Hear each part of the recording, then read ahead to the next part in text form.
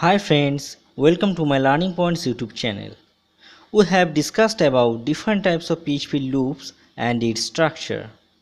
In PHP, generally we have four types of loop: while loop, do while loop, for loop and for each loop.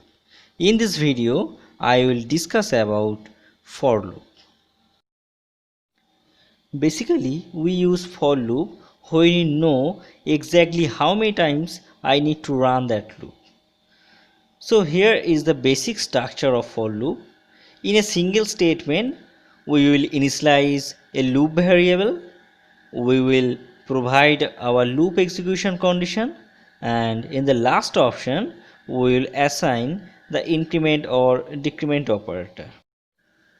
So let's take an example and we will discuss for loop in more detail.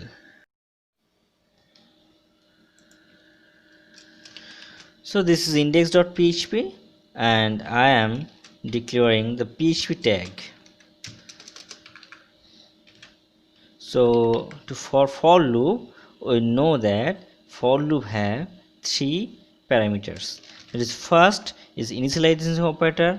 So my variable name is $I and I am initializing $I equal to 1.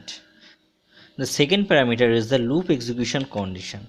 So I am adding the condition the I will print until the value of I equal to less than or equal to 5, and the last one is the increment or decrement operator. So I am incrementing the value of I by 1. So here I am initializing the $I and the value of I equal to 1, the setting, and then I adding the loop execution condition. The loop will execute when the value of I equal to or less than 5, and I am incrementing the value of I by 1. So if you want to print the value of I, so I am writing echo my value of I is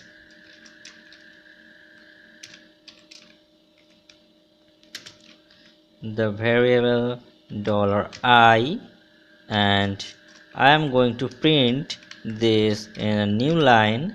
So I am adding the beer statement. So if you run this program, simply we can see the output. My value of I is 1, my value of I is 2. In this way, my value of I is 5.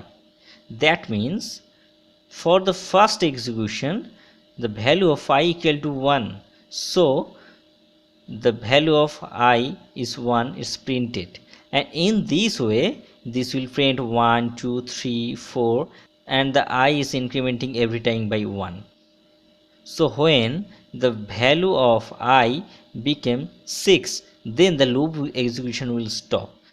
So when the value of I became 5 and incrementing $I plus plus means it became 6, and then the condition became false and the loop execution closed. So we can understand how the for loop is working. Hope you understand this tutorial. Please comment if you have any queries. If you like this video, please like and subscribe my channel. In my next video, I will discuss about PHP for each loop. Thank you.